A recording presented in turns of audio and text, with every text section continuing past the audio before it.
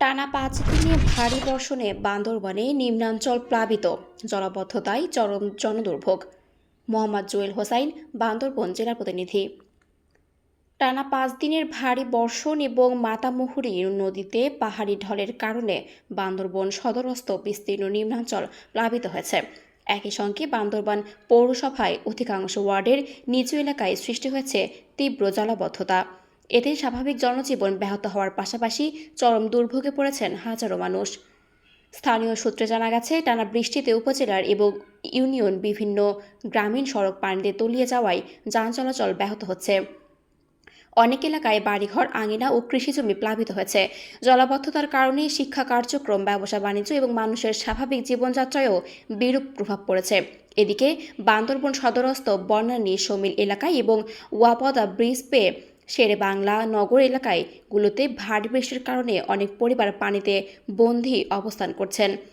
বান্দরবান জেলা প্রশাসক মোহাম্মদ সানিউল ফেরদৌস, বান্দরবান উপজেলার নির্বাহী কর্মকর্তা মারুফা সুলতানা খান হীরামণি, নিরাপত্তা বাহিনী, বান্দরবান সেনা জোন সহ পুলিশ জানান, টানা বৃষ্টি ও পাহাড়ি ঢলের কারণে বান্দরবান 7টি উপজেলায় বিভিন্ন ইউনিয়নের নিম্নাঞ্চল প্লাবিত হয়েছে।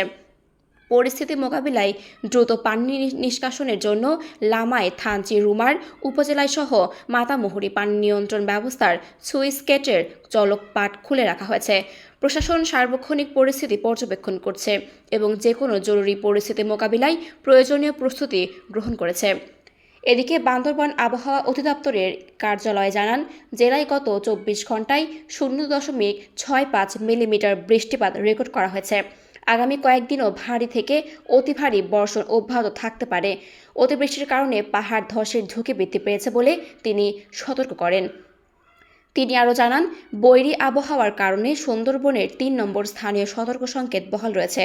প্রশাসনের পক্ষ থেকে পাহাড় সংলগ্ন ও ঝুঁকিপূর্ণ এলাকায় বসবাসকারী মানুষকে সর্বোচ্চ সতর্কতা অবলম্বন, নিরাপদ স্থানীয় অবস্থান এবং একান্ত প্রয়োজন ছাড়া বাইরে বের না হওয়ার আহ্বান জানানো হয়েছে। এদিকে বৃষ্টি অব্যাহত থাকায় স্থানীয়দের মধ্যে উদ্বেগ বাড়ছে। দ্রুত পানি নিষ্কাশনের ব্যবস্থা না হলে জনদুর্ভোগ আরও তীব্র হতে পারে বলে আশঙ্কা করছেন ভুক্তভোগীরা। তথ্যচিত্রে কাজী জুয়েল হোসাইন, বান্দরবান প্রতিনিধি। ভাই, আমরা আজকে 4-5 দিন ধরে পানি হচ্ছে বান্দরবনে।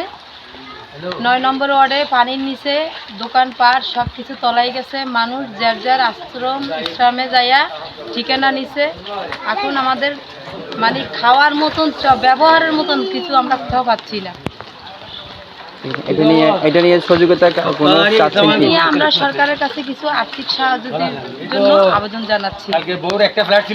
আমার নাম মোহাম্মদ বশির। আমি এখন বান্দরবান 7 নম্বর ওয়ার্ড শেরে বাংলা নগরে আছি।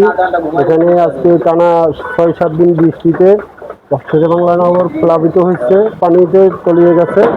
অনেক লোকজন এখনো পানিবন্দী আছে। তবে এখন আমরা এই পানি উঠলে আমরা কোথায় যাব, কি করব, এটা নিয়ে আমরা দুশ্চিন্তায় আছি। তবে আমাদেরকে দেখার জন্য এখনো কোনো সংস্থার লোক আসেনি। আমাদের 7 নম্বর ওয়ার্ডে পানি উঠছে, আমাদের অনেক দুর্যোগ এবং আমাদের বউ পোলা মেয়ে ছেলে লইয়া কোথায় যাবো, মাল সামান লইয়া বাইরেতে পারতেছি না। পানিতে অনেক কষ্ট হইতে হচ্ছে, খাইতে পারি না, থাকতে পারি না, খুব সমস্যা হয়। আমাদের এখানে বৃষ্টির পানি খুব আমরা চিন্তিত। আর অল্প যদি ঘন্টা দেড়েক যদি বৃষ্টি হয়, আমাদের এখানে অনেক ঘরবাড়ি তলিয়ে যাওয়ার সম্ভাবনা। আর এই রাস্তাটা আমরা অনেক চেষ্টা করছি, পৌরসভার মধ্যেও অনেক দিয়েছি, কিন্তু রাস্তাটা পৌরসভায় কোনো কাজও করে না। আমরা ট্যাক্স দিয়ে যাচ্ছি, কিন্তু পৌরসভায় কোনো উদ্যোগ নিচ্ছে না। রাস্তাটা সব জায়গায় রাস্তা হচ্ছে, রাস্তাতে সামান্য মেন রোড এখনো ঠিক আছে, সামান্য বৃষ্টি হলে বা এই নালা দিয়ে পানি যেতে না পারে আমাদের রাস্তাটা তলিয়ে যায়। আর পানির জন্য যে বসত বাড়িগুলো আছে, আর যদি এরা পানি যদি ডুবে যায়, বসত বাড়িগুলো কোন জায়গা যাবে? একটা রাস্তা নেই আমাদের, এই রাস্তাটা তলিয়ে যায়, এর আবার কোনো জায়গা নেই। এখন পর্যন্ত কয়টা বন্দি হয়েছে? এখন পর্যন্ত 4-5 পরিবার পানিবন্দী আছে। এই এলাকার নাম কি? 2 নং ওয়ার্ড অক্ষেঞ্জিরি MDS এলাকা।